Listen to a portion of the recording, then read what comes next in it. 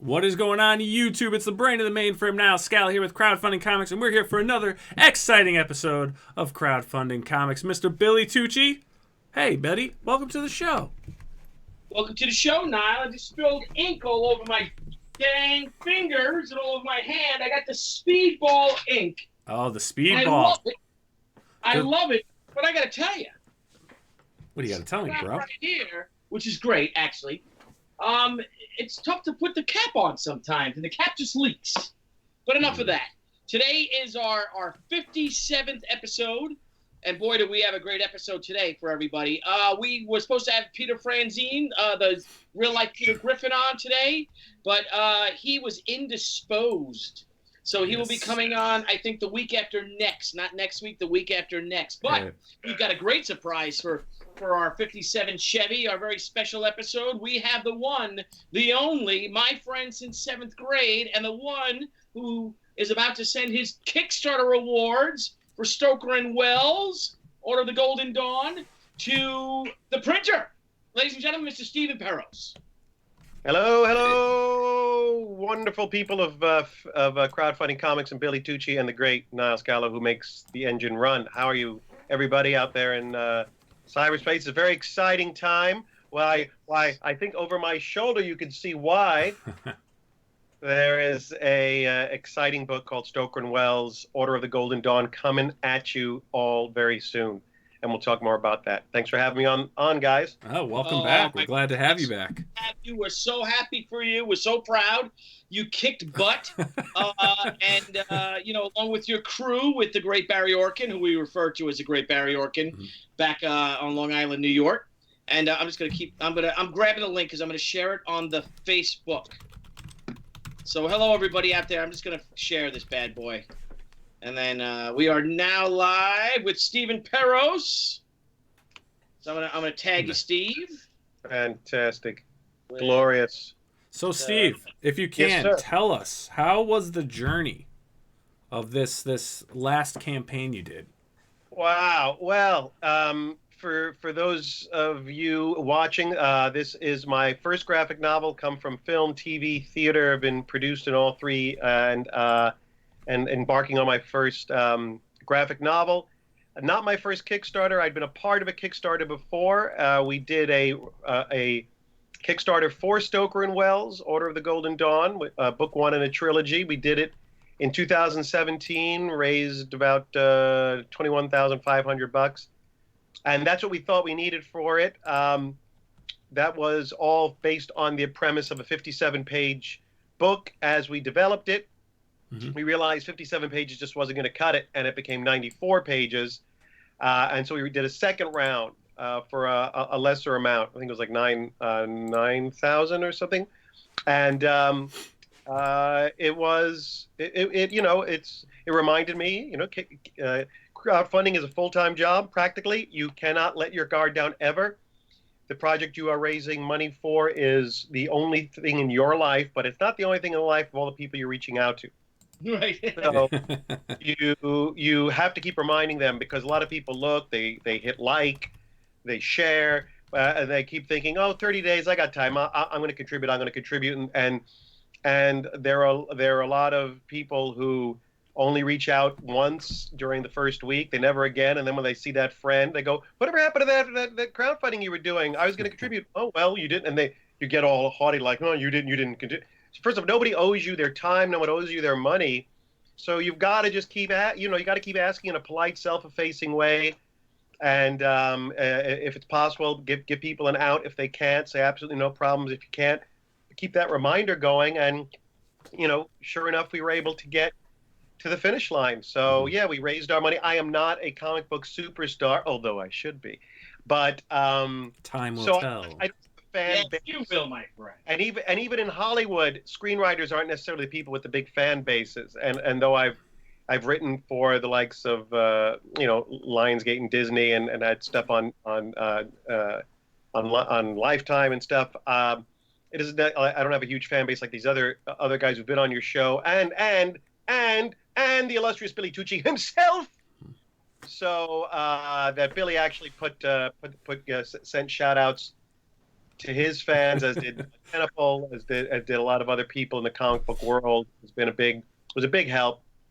And thanks to you guys for putting me on a very selective panel at the San Diego Comic-Con, legitimized me significantly in the company of not only Maestro Tucci, but also Jimmy Palmiotti and Brian Polito, Doug Polito, yes, Doug Tenable, all of whom Daisy retweeted and so forth. My campaign, Doug had me on his show. I definitely saw a big cause and effect. You know, if when Doug tweeted out about me or had me on, definitely got some great support from his fan base. So, you know, we got there. We got to the finish line, and it reminds you that it is tough business. It's a tough thing to do, and but we pulled it off, and I'm very, very grateful to to our backers. They're going to get a great package from us. Saw all their names as we laid out the Kickstarter thank you pages. So it's looking terrific. Fantastic. I'm looking forward to this book, man. Mm-hmm. It's incredible. Sure. And I got to proofread it today. All now for the first time, with every page not only inked, but every page colored, every page lettered, and with revisions and signed off on 94 pages plus the inside, plus the covers, inside cover, and our various pages as well.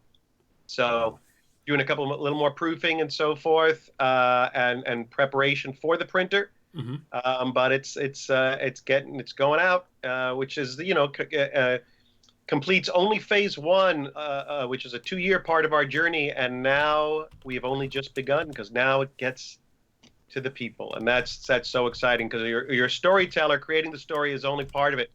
Your goal is to be a storyteller. You must not fall on deaf ears. You must reach people, and so that's what the next phase is. So very excited about that. So do you have the bug now? Do you have the comic writer, comic creator bug? Well, it's great in that it is a shorter journey from idea to reaching an audience. It's one of the reasons why when I came out to LA with some action on a screenplay that I had written, and then a couple of other screenplays people wanted, and it just all of this stop and start, and the long journey. And so I wound up raising money for a stage play, and I put it on, and I reached an audience, and people clapped every night. And I was like, wow, you realize you're not a storyteller unless you're telling your story and to another human being, and so and reaching them. And so basically, Stoker Wells' Order of the Golden Dawn, which is based on a screenplay that I originally wrote, produced screenplay, which will be produced thanks to this book. I got to make a $110 million film without spending $110 million. It's just I got to be the writer director. Barry Orkin, my illustrator, was essentially my director of photography, my casting director, my production designer, with art direction, and assists by his colorist. Essentially, I see all the equation of making a movie and doing a graphic novel. Learned a hell of a lot, because thanks to Billy, I got paired up with J.C. Vaughn as my editor, who's not only a great editor and is over at Gemstone with the Overstreet Comic Book Guide, but he's also I'm a little tiny person in the frame here. I'm too big here. Let me get myself. It's just your auto scaling. I'll fix that for you. Okay, there we go. All right, there I'm back in. Okay. I got you. Okay, very good. So I've learned a lot, and I'm ready to do it again. So do I have the bug? Absolutely. Things are afoot for me to do it again. Obviously, even beyond book 2 of Stoker and Wells, which will be announced in some time. Not in due time. It will, and we'd like to have you on the show for that, if that's okay. Absolutely. My book is going to. As you know, I'm basically like anybody who's I'm like Tony Randall was back on the Tonight Show with Johnny Carson. Whenever a guest fell through, they called Tony Randall because they knew he'd show up, and he just drop a nickel in him, and he'll just keep talking. So I'm tonight's Tony Randall, but Billy assured me that he'll have me back on mid-October, like third week of October, because the book will officially debut and launch with a huge event here in Hollywood. That's really exciting. So you're doing something that I've never heard of before, and I think it's a testament to your film background. And you want to let everybody know, and if there are people in the LA area, people in California, maybe Orange County, people that have supported Stoker and Wells, can you give us a little insight on how the book's going to debut? Well, the book, which is about as our cover says, it is the absolutely true story of Bram Stoker and H.G. Wells, give or take 48 hours. Mm-hmm. Well, in that 48 hours, they go on an adventure, a shared adventure that leads to the inspiration for both man's first great work, which was The Time Machine for Wells and Dracula for Bram Stoker. And so I'm close to the American Cinematheque out here, a nonprofit organization very much like the Film Society of Lincoln Center in New York. They own and operate the historic Egyptian Theater on Hollywood Boulevard, 650 seats. It's been around since it hosted the first movie premiere in 1922, which was Douglas Fairbanks and the Adventure in Robin Hood. Oh, wow. And so they have graciously offered to launch the book. It'll either be October 25th, which is a Friday, or October 30th, a Sunday. They're still finalizing their October schedule, but it will be one of those two dates, where we will have a book signing, Q&A, and a double feature on the big, humongous Egyptian movie theater screen of Hammer Films' Horror of Dracula, starring Christopher Lee in garish Technicolor, bloody Technicolor, followed by the definitive version of The Time Machine, George Pal's The Time Machine, starring the man Billy Tucci wants to be and in many ways is Rod Taylor. Yes. And, I love Rod Taylor. so I'm very excited about that, and I believe my illustrator, artist, and dear friends in 7th grade, Barry Orkin, will be coming out, because this will be an event very much to celebrate Herculean effort on his part to thumbnail and then draw 94 glorious pages and deal with me. So that's pretty impressive feat. Yeah. Let me ask, how have you all maintained such a strong relationship throughout these years? Fear.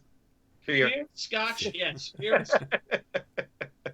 Too many skeletons in the closet. Yes.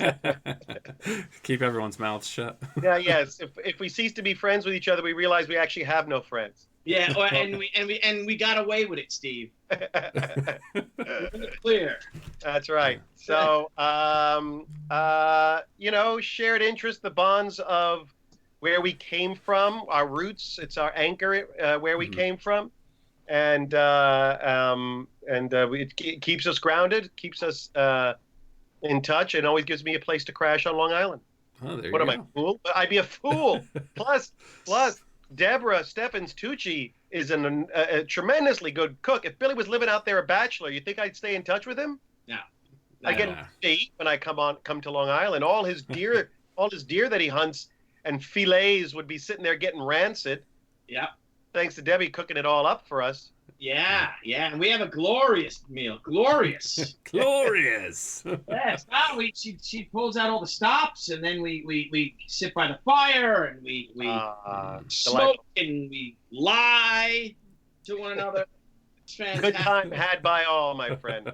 Indeed. So we got a question here in the chat from Kevin Freer, and he was asking, what's the next project now that this Kickstarter is obviously at its end and you're going to be heading into printing? Do you have any other books lined up?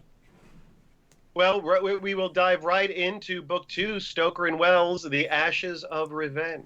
Ooh, very nice. And that will follow right on. What's that, Billy? Can you give us an insight on that? Can you give us a little, Well, let's just say that Stoker and Wells make not just one, but two enemies in their triumph at the end of the first book. They are the villains, of course. Mm-hmm. So the audience will cheer them on as they emerge victorious over the villains. But those villains will not go quietly into this dark night. And so in book 2, and it is hinted at the means by which they may exact their vengeance in the second book. But all sorts of things have happened. They, I've made no secret that they travel into the future, Stoker and Wells. In book 2, they will have returned to Victorian England, inadvertently bringing back a key character from the future into Victorian London, which wind up being the inspiration for another great work of classic literature. There will be another, I won't say which one, but another inspiration for H.G. Wells. Book 1 inspired The Time Machine. This story will inspire another one of his classic tales, in the telling, because H.G. Wells was the much more prolific of the two, of Stoker and Wells. Stoker, he carried around this big cumbersome manuscript he was working on of Dracula for many years, whereas once Wells hit with Time Machine, he was quite the businessman. He knock out book after book after book. And Stoker, that was not the case with Stoker. It's one of the reasons they're a great pairing is because they're such different men with different disciplines and philosophies. Mm-hmm. So they're great pairing for a story. You don't want two of the same, otherwise why have two? So he will still be trying to work on Dracula in book 2, whereas Wells has already knocked that off. He's on to the next one. So. So it'll be a fun story. It'll be exciting. It'll bring elements of sci-fi, fantasy, vampires into Victorian England, and we'll actually visit their personal lives because very early in my story, these guys jettison to the future.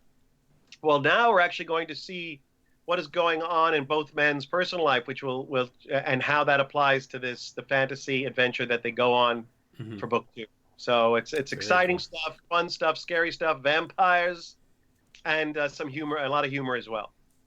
Very cool. Something very exciting to look forward to, especially right once you read that first one. At least now we know that there's something else to look forward to in this story. And and Kevin asked another question, and I think this is kind of a good one to touch on for anyone out there doing their own crowdfunding. He asked, "What is the advantage of having an editor on a creator-owned book?" Well, here's the thing: is that it's never good, in my opinion, and I say this not only having done a graphic novel, but having been a produced screenwriter, produced TV writer. It's never good, and also an independent filmmaker. It's never good to operate in a vacuum. Great example of this is M. Night Shyamalan. When he decided he was so big, he didn't need anyone to read his scripts. He didn't need anyone to give feedback, and alienated the very people who helped him. Oh. His movies suffer. A lot of those 2, 3, 4 films in a row flopped. Oh. They were not only not successful with audiences, they weren't successful aesthetically. The fans didn't like it, and you never cease to need an objective eye and ear to your work. I find the fear creators have is that, what if it steers me off the wrong path? Well, that means you have to get secure in what your book, what your art, what your work is supposed to be, and be able to, the way I tell students, because I also teach, is that find the people who, when you show them an orange and say, I'm trying to make this an orange, they help you make it the best orange it can. When you meet someone who, when you give them your orange, they say, yeah, that's a nice orange. Let me tell you about the apple I would make out of that. Well, that's not somebody that's of much help to you. So it's kind of it's a kind of trial and error. Who are the good people to work with? That's why a lot of great filmmakers, for example, and great writers will stay with great filmmakers will keep working with the same producer all the time because they have found a good creative partner, someone to bounce drafts off of, cuts off of, creative choices off of, who understands what they're doing and helps. The best producers, the best editors of a book bring out the best in the writer. And so In this case, I was new to the game of writing a graphic novel. I really needed to have someone who knew this craft. And J.C. Vaughn's not only a good editor, he's also a published comic book writer. So so he was coming from both disciplines. So I learned a lot. It made the book better. So if you find an editor who helps make the book better, it's a good creative partner. I don't know how Billy Tucci there operates in his little vacuum, his little Bayport, Long Island vacuum. But I find having people because again, if someone throws out 10 notes, 10 ideas, if you get one good one, that's one you didn't have before. You need to know which notes work for you, which notes don't, and hopefully be in a situation where you and the editor are both looking at this third thing called the book. It's not about your egos. It's about how do we make that thing as good as it can be. And if you're in that place, then it'll only get better. So that long-winded way to answer the question. Yeah. That's a great answer. Yeah, I use J.C. Vaughn as well. I also have never been shy about sending my ideas to people, to my friends, to the people whose opinions that I value. I'm like, what do you think? What do you think of this? And it's always good to get feedback. I mean, I don't know. I'm not adverse to criticism at all. I've got a fly flying around. Do you find you get honest feedback most of the time, or a lot of people just saying it's really good? And no one fears me. But then again, I could take it. I'm an adult, for God's sakes. I'm 43 years old. I do find, though, you do have to let people know that you have to give them permission to be honest. Mm-hmm. You have to say, look, I've done this thing. I've created this work.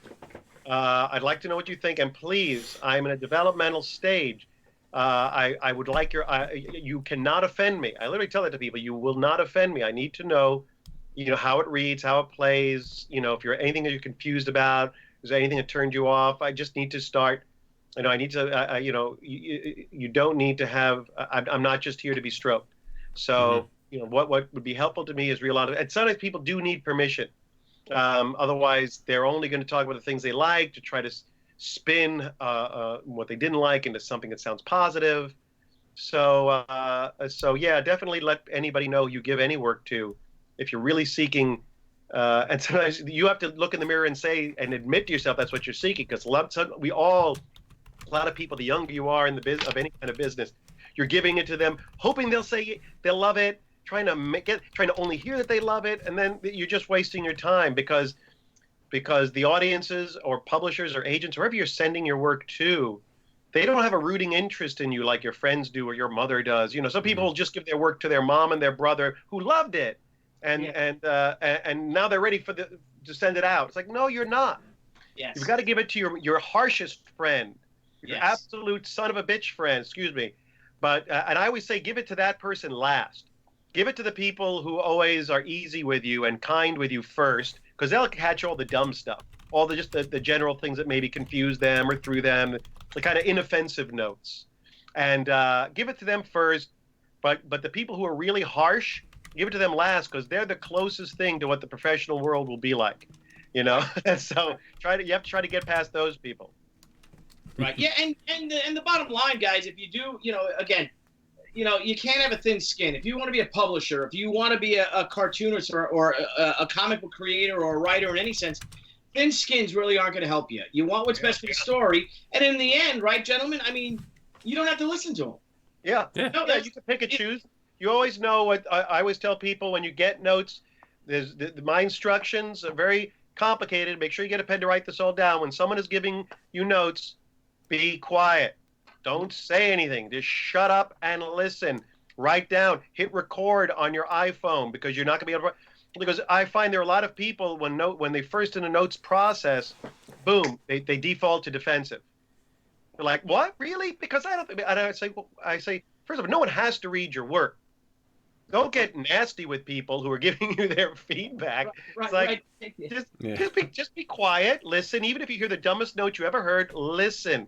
Because that note may come up again and again. You keep saying it's dumb, but if it keeps coming up, even if that note isn't correct, what's the problem under the note? They call it what's the note beneath the note? Everyone starts giving you notes about your lead character in the middle. One person gives you this dumb note. One person gives you that dumb note. What's the note behind the note? There's something going wrong where people are not connecting to your character in the middle. Somewhere you've lost your way. So even if the specific suggestion is boneheaded, listen. You're hearing, especially if you hear the same general problem area numerous times, they're usually correct. There's some problem you need to fix. Yeah. Unless you're just publishing it for yourself, for you to sit and read alone in your room. But very few of us are doing that. You need to reach an audience. You need to connect somehow. You don't have to listen to every note and try to please everyone. Of course not. But you want it to be the best orange it can be, if that's what you're making. Mm-hmm. Absolutely. Well said. Well said. These people should start paying a premium for this advice. I'll tell you what. Well, the man is a professor. He is. No, it makes sense. That's how all my mentors, going through my careers have said the same thing, And when I was much younger, I would start to say something, and one of them just looked at me and he just said, "Shut up." He's like, "Just let me talk. Shut up, let me talk, absorb what I'm saying, and then you could talk when I'm done." And then once you can actually swallow your pride, sit there for a minute and take the criticism, once you can accept it, it's a great thing. Because then you don't become discouraged anymore. Now you almost you welcome that. You welcome that feedback. Because if it's constructive, it's only gonna you'll only improve. Some people will give criticism that is kind of biased, but Yeah, and the thing is, that's an interesting point you raised. There is there's also how to give notes, how to give feedback. Everyone's not skilled, so sometimes you do have to kind of bite your lip as you're hearing it, because everybody isn't the most graceful. And the big problem I find is whenever you're giving notes, best to lead with what works, because then you'll be able to communicate better with the person you're giving notes to if you lead with the positives. Mm-hmm. If you start right out of the gate, someone just worked their asses off on something. Ideally they put their heart and soul into it. You come right out of the gate going, I had a lot of problems, and I'm not saying any of that's dishonest, but you're not going to get the best dialogue with somebody. Mm-hmm. Start with what worked. There's always something good. Something has worked. So lead off with the positive before starting to take something apart or being critical. If you really are trying to be productive with the person who you're giving notes to, that's another thing that's very important. Yeah. Now Kevin's had a bunch of great questions, and I appreciate it. Anyone else that has any very good constructive questions on processes, please feel free to put them in. I'm monitoring the chat. If you want to put it in as a super chat, much appreciated. Anything helps keep the show funded. But Kevin asks, how in depth did you research who Stoker and Wells were in real life, and how did that impact the story you set out to tell? Well, I researched them quite a bit. Wells is in his mid to late 20s. Stoker's in his mid to late 40s. It's about exactly a 20-year age difference. I think like 27 and 47. And so I researched both men, who they were up to that point. Wells had written an autobiography.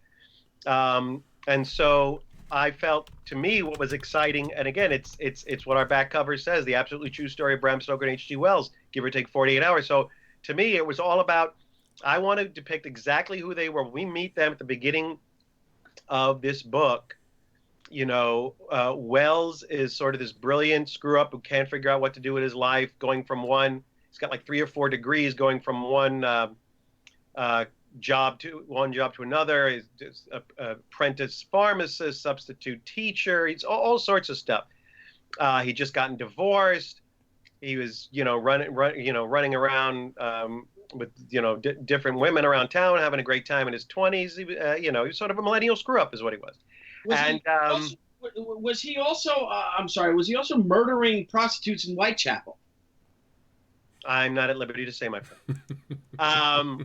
But Stoker, Billy. But Stoker was a theater manager. He'd been a theater manager, I think, roughly 16 years at the Lyceum Theater, all the time scribbling, and kind of had, nothing very significant published.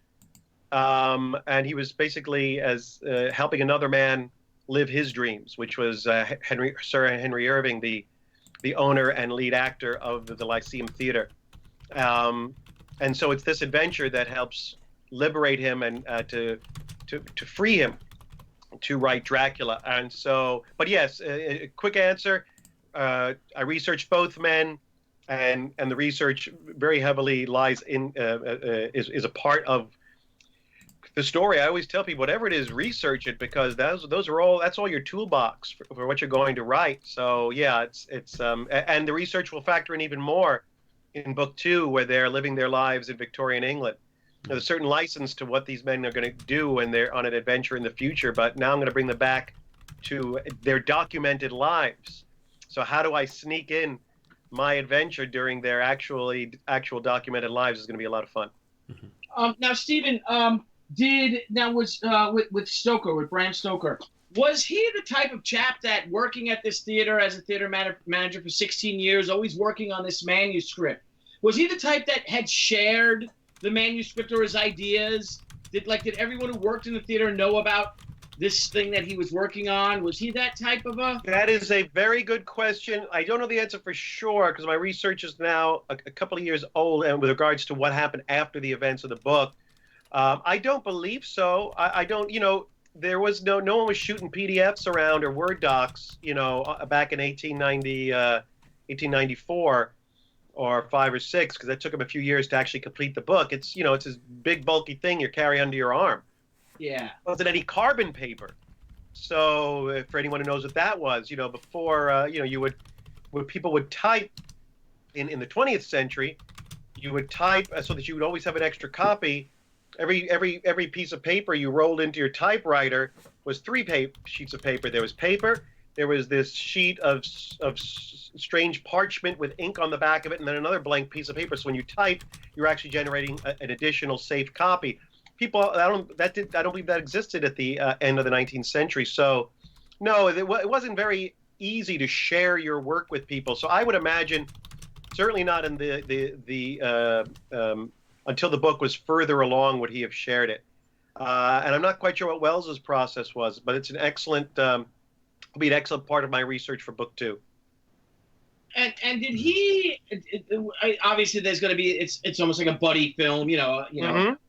Did being with Bram Stoker, being so much older than H.G. Wells, and also having a job, having an income, having a solid livelihood, even though it's not his dream, does he pick on Bram Stoker? I mean, H.G. Wells at all? Does he treat him like a kid or anything like that? Is there any of that? Oh yeah, both men. Both men are very different. Wells is a little bit more of a fearless, wild man. Stoker is much more cautious. Comes from a much more cautious upbringing.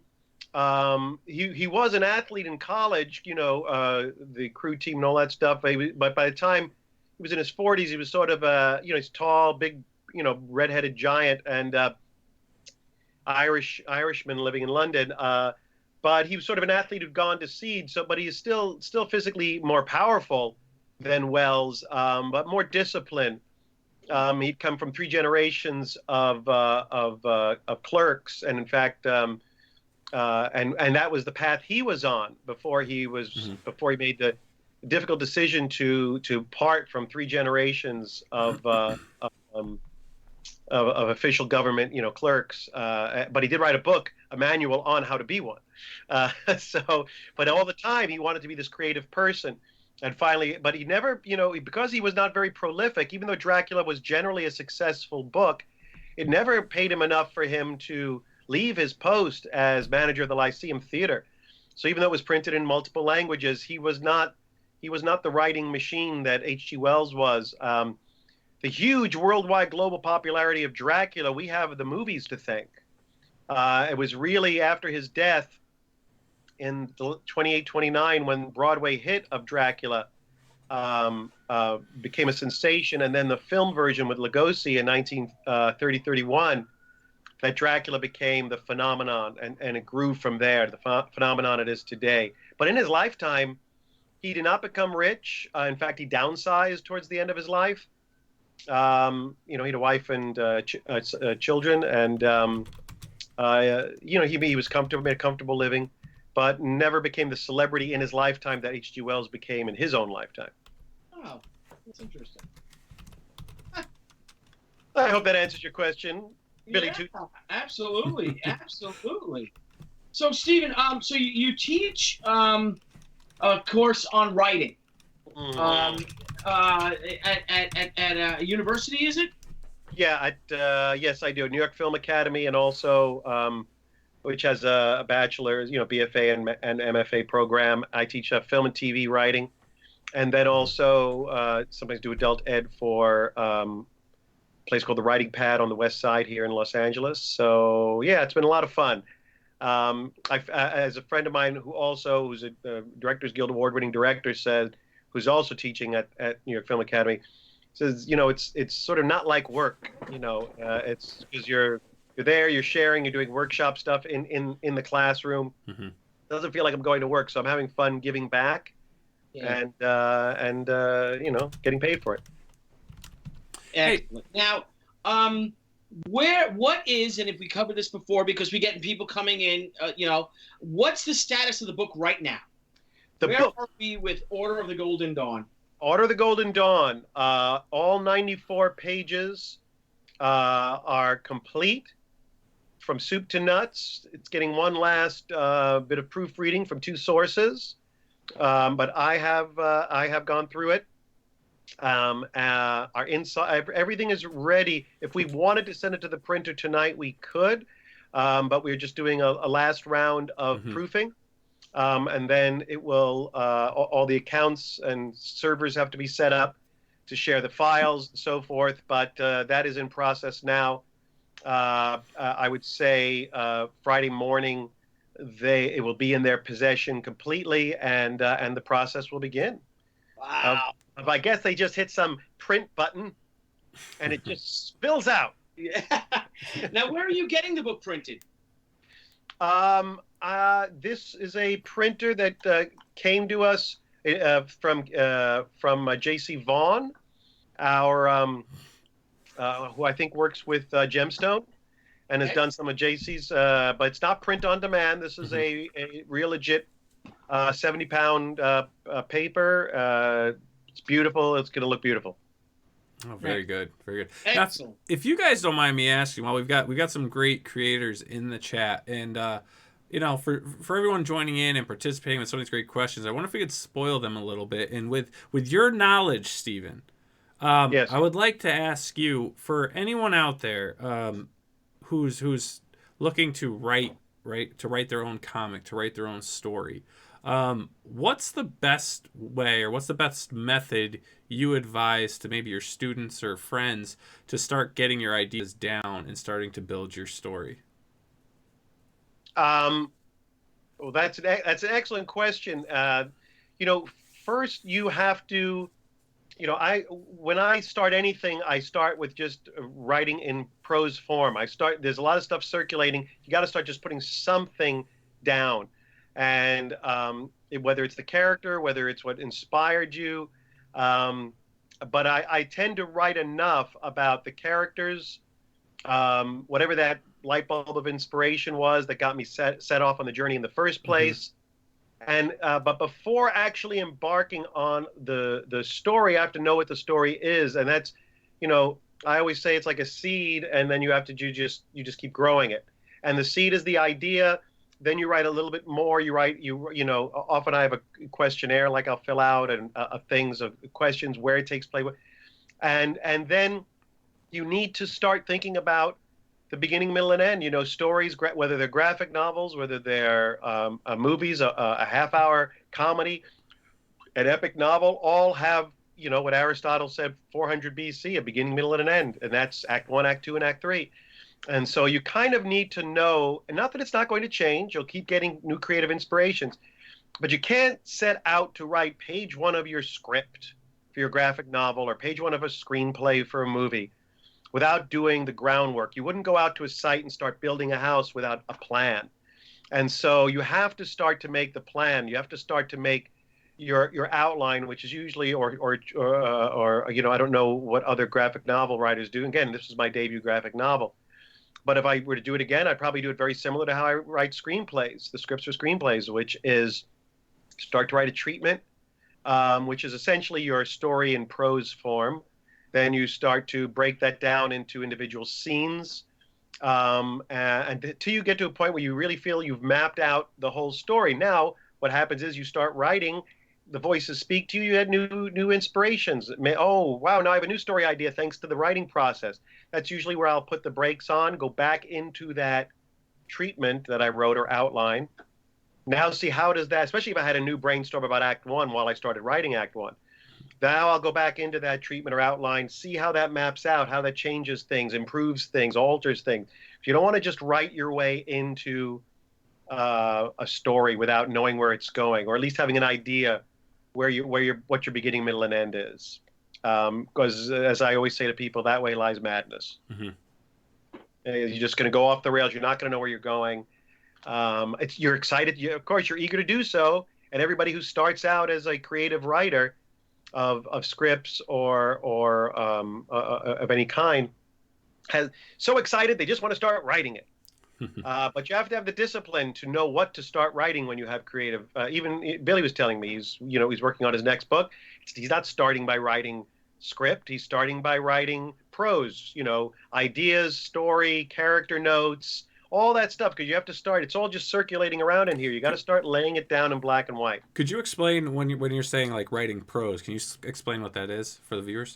Prose, prose. It just means text. It just means like. It just means creative writing that is not bound to some sort of structure like a screenplay is, that has character name and dialogue and then a scene heading. It's just free. It's just basically writing as you would write a short story. Okay. Right, yeah, a novel is written in prose, for example. An essay is written in prose. So that's as opposed to starting out saying, well, I'm opening up my screenwriting software and I just had a great idea for a feature-length screenplay. So I guess the first thing I should write is interior, the Oval Office, day, and start typing. No. You'll get there. You just got to start with you got to start the right. And it doesn't change. It isn't like, well, I can do that. I know what I'm doing. No, the people who know what they're doing never do that. That's what makes you a professional, to know that there are steps. There's no screenwriter I know who just starts by writing screenplays. They start by writing the requisite notes and story, working out the story on paper first, the ideas, where things are going, what character relationships are before diving into the script. Mm-hmm. And I'll do the same when I move on to this graphic novel. I'll treat it very similarly to how I treated Stoker and Wells. Now, when you're writing any of your stories or whatnot, do you ever do like any like timelines, like go out like actually do like a linear timeline of any of your stories, or do you? Well, yeah, some that writers helps do that because it all depends on the needs of the story. But if the story like this one it has a real ticking clock and a journey, well, that helps me figure out my story. Okay, well, it's day, then what? Okay, now it's night, and what's how does that help facilitate the story? Having to go for shelter. Mm-hmm. And so forth. So, the thing is, it's creative writing, which means there is no, if there was just one thing that worked for everybody, that would be great, but it doesn't. Some people say, I need to put up all these index cards all over my wall. And some people say, no, I just write a little 8-page treatment. I just write it all, and then I'm ready to dive in. If it works, great, and do it that way. Some people write timelines. I write timelines I create timelines if it's appropriate for the thing I'm working on. Every story doesn't really necessitate a timeline. Mm-hmm. All right, excellent. Billy. Yeah, what is the best advice that you've gotten from your editor? Don't quit your day job. No. What was the best? It was always about how to maximize the page without overcrowding the page. So really understanding how much information you could put on a page or not was helpful to me. That was really the key. stuff, the key aid that JC gave, and he's not only editor, but he's also handling this whole the technical beast of getting it now and coordinating all the moving parts between our layout designer, our illustrator, our colorist, our letterer, me, and the printer, coordinating all those technical moving parts. He's great at that. At the beginning, he was just great with reviewing my script pages, sending it back to me with his notes and or tweaks, his suggested cuts, and then it became a lesson, so that the further we got into the book, the more I was doing it right, and self-editing. Once I got the hang of it and understood the process and being able to describe the panels and what happens in the panels, how a page ends, so that when you turn the page, it's getting those pages to keep turning. Because in television and features it's that way. How do you end a scene so that you need to see the next scene? And if you watch shows on commercial television, every act break where there's a commercial ends making you need to watch that advertisement, because you have to see what comes next on that episode. So that's the same thing with every page. Every page makes you want to turn the page. So how to lay out a page so that the last panel compels you to turn the page was a lot of fun. Figuring out this new art form, Yeah, cool. So less 12 panel pages.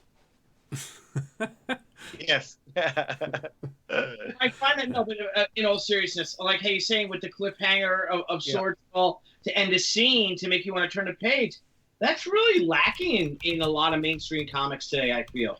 Why do you think that is? I don't know. I don't think that I think that there's a lot of people writing the books that aren't, they're not students of writing. They just, like I said, they just want to write a comic. Oh, let me write a comic. And they, and there's a lot of that going on. And, and people have complained about that. A lot of comics too. Your book is chock full of action. I think action is important. You got to have your action scenes. You got to have your character doing something other than walking around and talking. If the character has a costume, you got to have that character wearing that costume. Every couple of pages or so, right? Even if it's a flashback, which not everyone's a big fan of. I'm not a big fan of it, but you've got to, like I said, progress the story. And again, with me is I feel that especially that to know your character, to know what the audience wants. And if it's comic books and it's an escapist adventure or something, you've got to have those little, like I said, you end that scene and they're going to want to turn that page. Exactly. I mean, you have to study storytelling because, comic books, movies, television, novel writing, sculpting, whatever the art is, it is a church, and you don't just bulldog your way in and think you can just do it. You're basically taking a crap on someone's church when you do that. You're disrespecting the notion that this is a craft, and therefore you should maybe learn a little bit about it before you embark on it and understand storytelling. And there's no excuse now.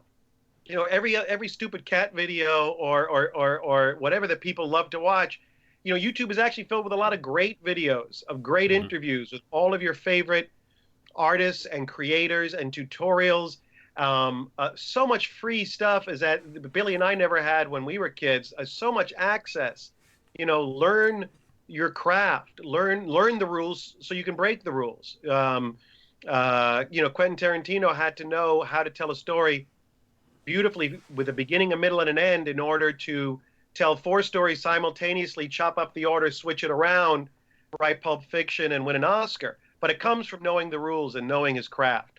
And you have to do that. You can't think that you're somehow better than the craft. You have to be full of it. Otherwise, work's not going to go anywhere. It's just like you're saying, just a bunch of action scenes all strung together with nothing happening. I mean, even the stuff that it's trying to emulate, like them or not, the Marvel's movies are very classically structured storytelling.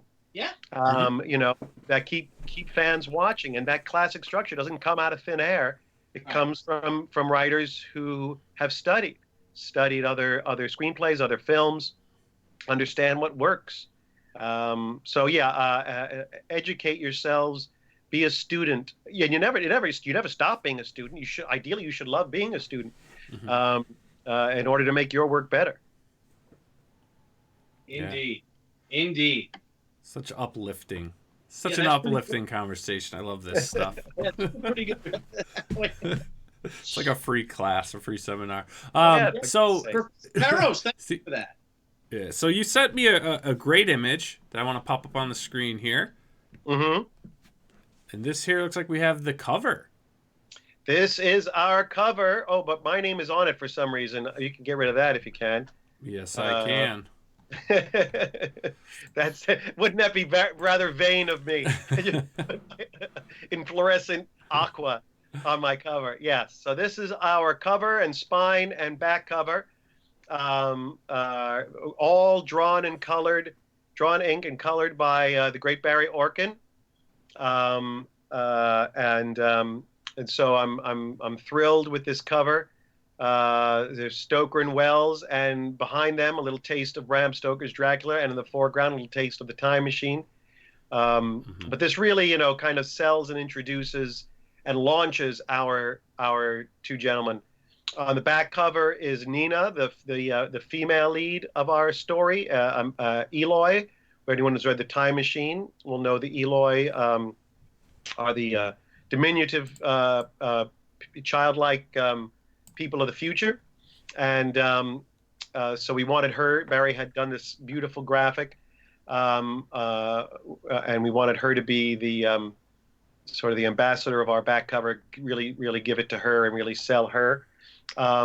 Which will be great because Billy, for you in the audience, Billy Tucci did our Kickstarter exclusive variant cover, Yes. which is Nina based on an earlier design. So the book will be actually really cool when we have up Billy's design up against.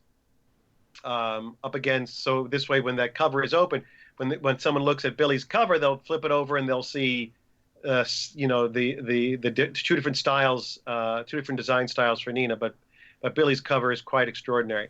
Yeah, it's beautiful, Steve. It's beautiful. It really is, Barry. Well done. If Barry Orkin is in the audience, and I don't know if he is, he's kind of a quiet lad, wouldn't you say? He's a quiet lad. He doesn't cotton to these things like the computer. Yeah, yeah. Still draws freehand. He goes out. He pounds up stones, blue stones, to make blue ink. Yeah, He's still taking turmeric and mixing it with water and making yellow.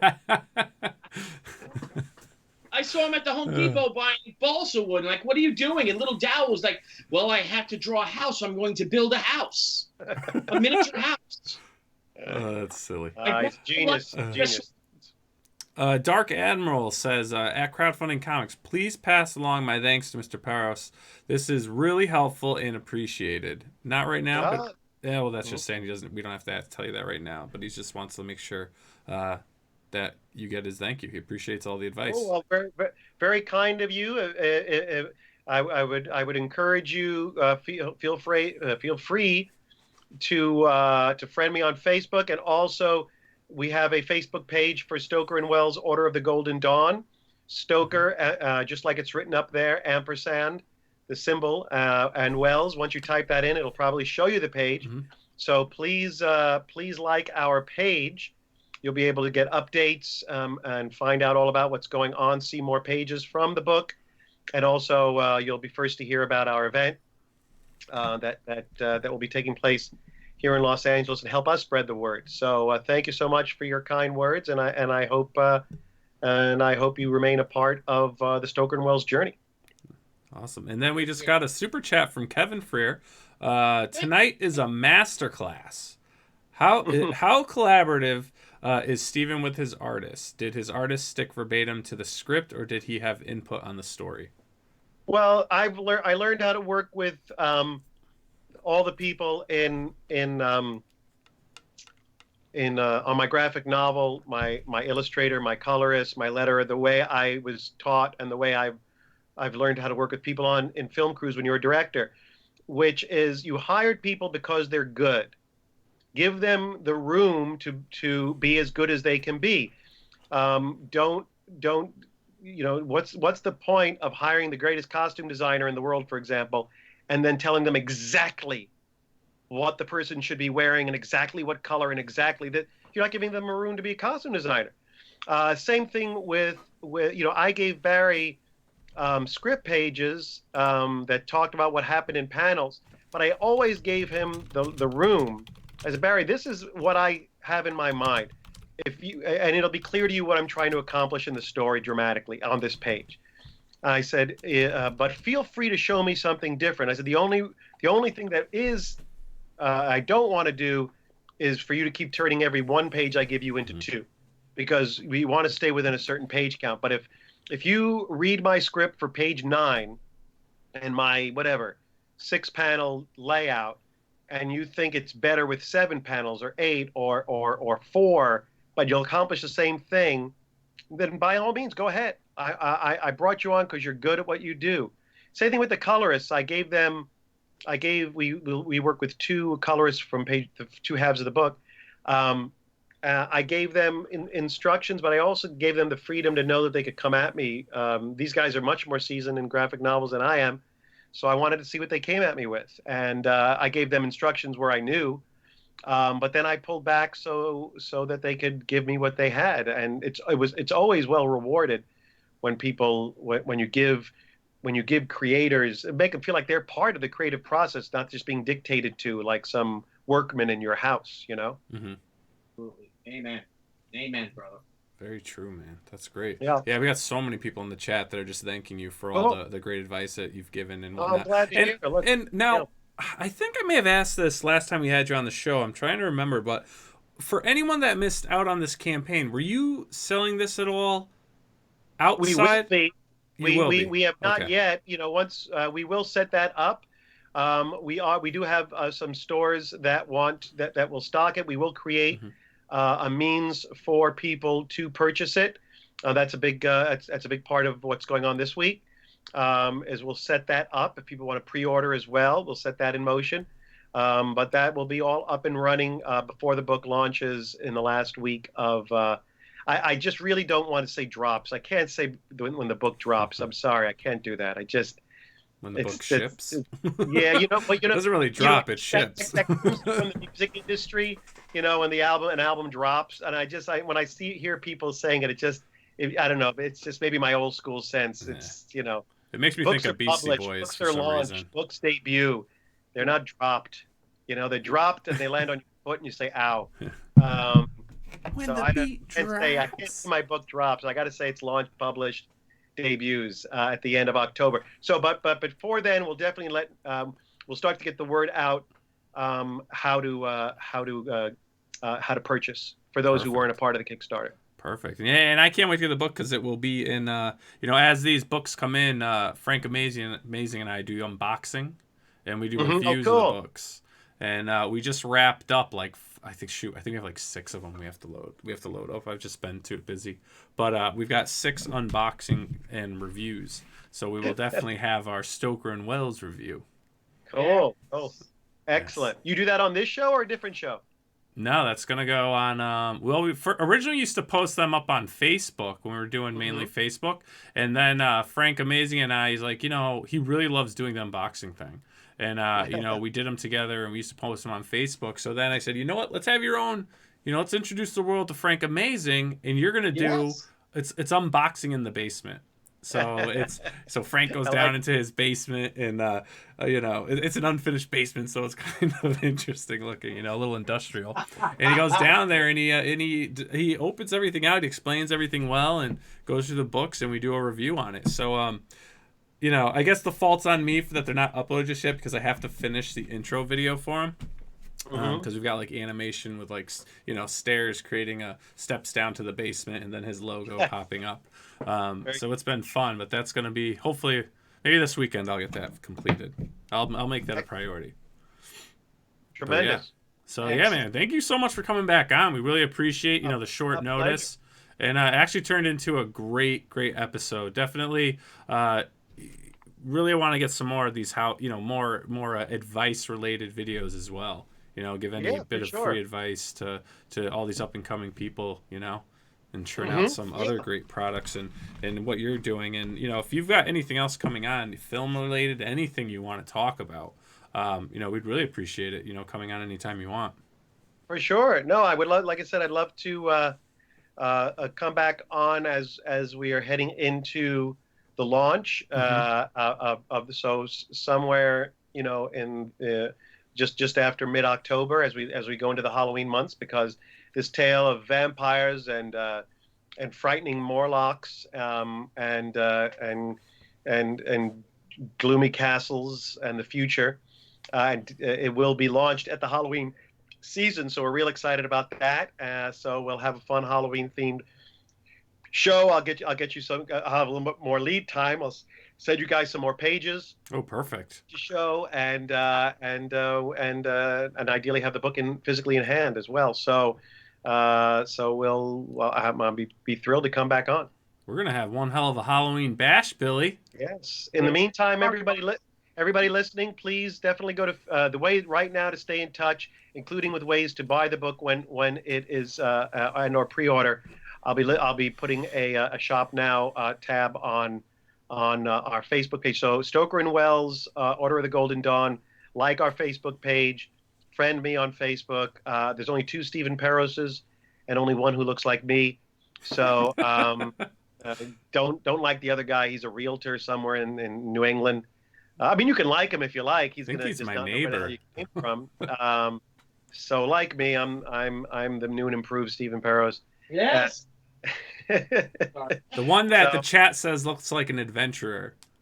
They were saying earlier that you look like a man that would travel the world looking for treasures and adventure. I am indeed. All right, guys. With Billy Tucci, my cohort, by my side. Yes. Sidekick, if you will. That's right. You are older than me, Stephen, so. That's true. That's true. When's your birthday again, Billy? I have it in my calendar, but I'm not looking at it. Your birthday's May 5th. I know what my birthday is. And my birthday is August 13th. That's right. Just passed. Just to know that I know your birthday, you don't know mine. I know. Second. Mine's easy. 5/5. Very easy. Cinco de Mayo. There you go. For those acquainted with our friends south of the border. Yes. Mr. Super Looper. He'll get it. Is Super Looper there? Yeah, Super Looper earned a wrench tonight. Whoa. I've garnered him the wrench. Talent. So he is now a moderator as well. Well, thank you, Super Looper. We're big fans of yours, and that's a great honor. Perros, this page, Professor Perros, this group we're growing leaps and bounds. We've got 1,760 subscribers over that already. You checked an algorithm, right, Nile? You want to give people a little insight on that? How we're like a rising star or something? We're an A- channel, which means the growth of our channel in its time frame compared to the average is far superior. No. Excellent. Yeah, it's growing very well. We're doing very well. We're at a slow, steady pace. And, it's with the stuff that Billy and I have been talking about in our team. Our team internally is growing. We're going to have someone that's going to be really handling social media. We've got things that are actually physical things that are happening out in the world outside of the cyberspace with conventions, plus adverts and other things we have going on. So I think we're going to see a huge spike in the next coming month or so with what we have planned and what we'll be executing. I don't doubt it. You fellas run a tight ship, a pro show, as we say, and I can't wait to be on again next month. Guys, keeping it nice and lean. I think keeping it at that under that 1 hour mark, I think, is a great idea. Mm-hmm. And I think it's been for me, it's been a lot of fun, and I hope for your viewers in various places around this fine globe of ours. Yes. It is a privilege to have you on, Perros. Excellent. I think we had a great show, Nile. I'm going to try to finish this up. I'm working on a cover. What do we got there? It's Ooh. You see it? Let me check my OBS. So it's a departure. It's so I don't know how it's going to transfer on. There's a lot of work in it. So Wes Hartman, my colorist, is going to be. I think he's going to hate me. There's going to be a lot of layers. Far more so. All right, guys. Thank you very much, Nile. I don't know if you have got anything queued up, if we have a call out or anything like that. Not tonight. Nope, we're not gonna do a call out tonight. And we'll see everyone tomorrow night. And we've got the creator of The Oddity will be on with us, Dave. So Indie Dave will be with us tomorrow night discussing his book, The Oddity. So, Steven, thank you very much. Any link that Steve has mentioned tonight, I will have put into the channel, the episode description. So if you guys want to check that out later after it processes, all that information will be there, so you can get over to their Facebook page and all that great stuff. So everyone have a great night. Twitter as well is I'm at Stephen G. Peros. Stephen with a VG and Peros. But as Nile said, it'll be down below for you all to see down there somewhere. Brian Blevins would like me to ask if you believe in ghosts, aliens, or Bigfoot. Oh my God. Do I believe in ghosts, aliens, or Bigfoot? The answer is yes. Yes, I think anyone who doesn't believe that somewhere in this universe there are some other life forms, and if they are not us, they are therefore alien, then yes. And as it Plato or Socrates said, the only thing I know for certain is that I know nothing. So the possibility of ghosts, absolutely. Bigfoot, but hey, look, if it makes life worth living for someone to believe in Bigfoot, go with Bigfoot, my friends. Well, that's how we should end the show. Go with Bigfoot. The U.S. Navy just confirmed that they cannot confirm what that video they released of that encounter that those two F-18 pilots had with orbs and they released the video. Wow. And we're just calling this an unidentified flying object or whatever. They called it something else, but it's cool. They just released it actually. Really? And we don't know what the hell this is, and it was something that our pilots were pursuing. I told you, man, you got to stop watching and reading the Onion website. That's not real news. It is real. Actually, speaking of aliens, though, the government and everything, if you do, they are more open about the topic. Mm-hmm. They are. They're warming us up, gentlemen. Let's get our tinfoil hats. Well, let me tell you something. Being how the president is, and that he is very what's the word? He's impulsive, if you will. You know, when they informed him about UFOs, you know that he's like, we need a space force. So he basically just gave away the secrets that there definitely is something out there, and it's coming. Why else would he want to create the space force? He's probably like, holy shit, really? And then he started tweeting, we need a space force. That's right. You know? I'm just saying. Yeah. Make the X-Wing real. He was reading the Inquirer and saw a report about aliens, you know, published by one of his pals, and no one told him that that's actually not real news. Yeah, Bat Boy was abducted. Yeah, that's right. You got to say Bat Boy. Yeah. All right. Well. All right, everyone. Go with Bigfoot. Paris would be like, you were right, Mr. President.